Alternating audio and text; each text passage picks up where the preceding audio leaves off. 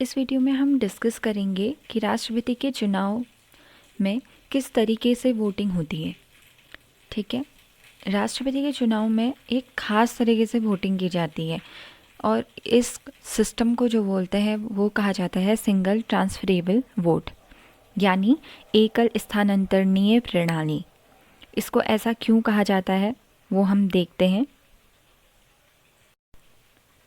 Single transferable vote का मतलब ये हो गया, यानी एक वोटर एक ही वोट देगा।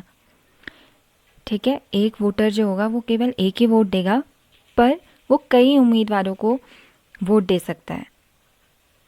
उम्मीदवार होंगे उन सभी को दिया जाएगा वोट। कैसे वोट दिया जाएगा? प्राथमिकता के अकॉर्डिंग। ठीक है, तो हम देखते हैं कि इसका मतलब आखिर हुआ क्या। हम एक एग्जाम्पल के थ्रू इसको समझेंगे। इससे पहले हम ये जान चुके हैं कि वोट कौन कौन देगा। वोट देगा संसद के जो सदस्य हैं, दोनों सदनों के, उसके निर्वाचित सदस्य, और हमारी विधानसभाओं के निर्वाचित सदस्य, ये अपना वोट डालते हैं। तो अब लेट्स से कि हमने मान लिया 10 लोग हैं जो वोट दे रहे हैं। ठीक है, राष्ट्रपति के चुनाव के लिए 10 लोग हैं जो वोट दे रहे हैं, और हम ये मानते हैं कि 4 उम्मीदवार खड़े हैं। ठीक है, हमने मान लिया जैसे A B C D, ये 4 उम्मीदवार हैं, ये खड़े हैं।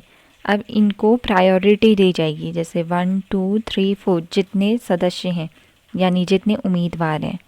ठीक है, तो ये हम बस एक एग्ज़ाम्पल ले रहे हैं, ऐसा नहीं है कि 10 लोग वोट देते हैं, वोट बहुत देते हैं। ठीक है, हमारे कितने सदस्य हैं?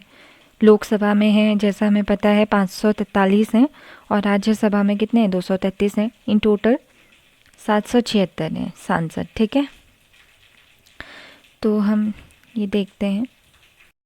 सपोज़ जैसे हम वोट दे रहे हैं, मैं अपना वोट दे रही हूँ राष्ट्रपति के चुनाव के लिए, और मैं ये चाहती हूँ कि जो A है ये राष्ट्रपति बने। ठीक है, तो मेरी पहली प्रायोरिटी है कि A को राष्ट्रपति बनाया जाए। अगर A किसी कारणवश नहीं बनता है तो मैं चाहती हूँ कि C को बनाया जाए, यानी मेरी दूसरी प्रायोरिटी क्या हो गई? C हो गई। और अगर C भी नहीं बनता है तो मैं चाहती हूँ उसके बाद जो अगला उम्मीदवार हो वो हो B, तो ये मेरी थर्ड प्रायोरिटी हो गई। और ऐसे ही लास्ट जो बचा D, वो मेरी फोर्थ प्रायोरिटी हो गई। तो ये एक बैलेट पेपर होता है, ऐसे सारे जितने भी सदस्य होंगे जो वोट देंगे उनको दिया जाएगा, और इस तरीके से उसमें अपना वोट दिया जाएगा प्रायोरिटी के बेस में कि वो किसको चाहते हैं, किसको प्राथमिकता देते हैं वो। ऐसे ही हर सदस्य अपना वोट देगा। ठीक है, सब लोग अपने अपने वोट देंगे। और अब हम देखते हैं कि जैसे हमने माना था कि 10 लोग हैं जो वोट दे रहे हैं। सपोज़ ये 10 वोट में से 3 लोगों ने A को वोट दिया, यानी उनकी पहली प्रायोरिटी A थी। 2 लोगों ने B को वोट दिया पहले में। ठीक है, ध्यान देना कि पहली की बात हो रही है, केवल और केवल पहले वोट को देखा जाएगा कि A को कितने लोगों ने पहले में रखा है।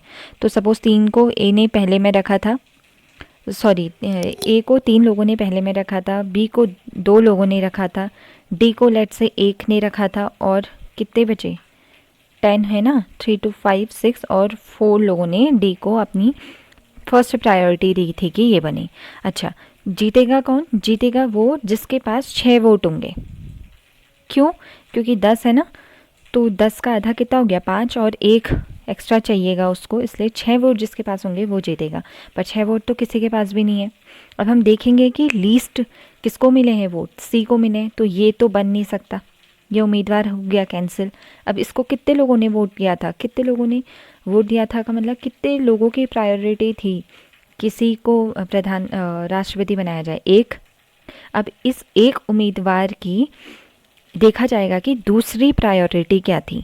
ठीक है, तो हम इमेजिन कर रहे हैं, लेट C ने एक जो था उसने C को फर्स्ट प्रायोरिटी रखी थी। लेट से उसने दूसरी अपनी जो प्रायोरिटी थी वो उसकी D थी। ठीक है, यानी उसने चाहा था कि अगर C ना बने तो D बने, और अगर D भी ना बने तो फिर A बने, नहीं, बी बने और फिर ए बने। अपनी एज के अकॉर्डिंग अभी मैं ये कर रही हूँ, ठीक है। तो अब इसकी पहली प्रायोरिटी तो हट गई सी की, मतलब उस इंसान की जिसने सी को दिया था। उसकी दूसरी प्रायोरिटी देखिए डी है, तो इसका वोट अब किसको चले जाएगा, डी को, यानी डी के पास अब वोट हो गए 5, ठीक है।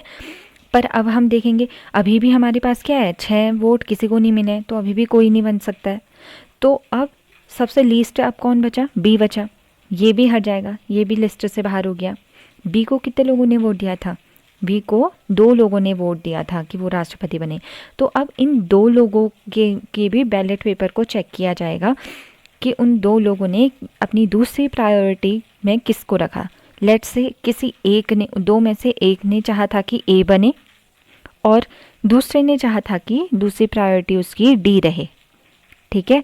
तो इस तरीके से डी के पास हो गए 6 वोट और ए के पास हो गए 4 वोट। तो अब कौन विनर हो गया, डी, ठीक है। तो ये प्रोसेस चलते रहती है जब तक कि उसके पास उतने वोट ना मिल जाएं एक उम्मीदवार को जितने राष्ट्रपति बनने के लिए आवश्यक हैं। तो इस तरीके से राष्ट्रपति का चुनाव होता है, ठीक है। राष्ट्रपति का चुनाव हमने देखा था कि हम डायरेक्ट वे में नहीं करते हैं, और ये जो प्रणाली है इसको क्या कहा जाता है, सिंगल ट्रांसफरेबल वोट सिस्टम कहा जाता है, ठीक है। अब जैसा कि हमने देखा, हर विधायक जो है हमारा, या हर सदस्य जो है, उसके वोट की कितनी ताकत होती है या कितनी वैल्यू होती है, अब हम अगली वीडियो में ये जानेंगे। जैसे हम अपना वोट डालते हैं तो उसकी काउंटिंग एक नहीं होगी, यानी इसको एक वोट मिले ऐसी वैल्यू नहीं होती है।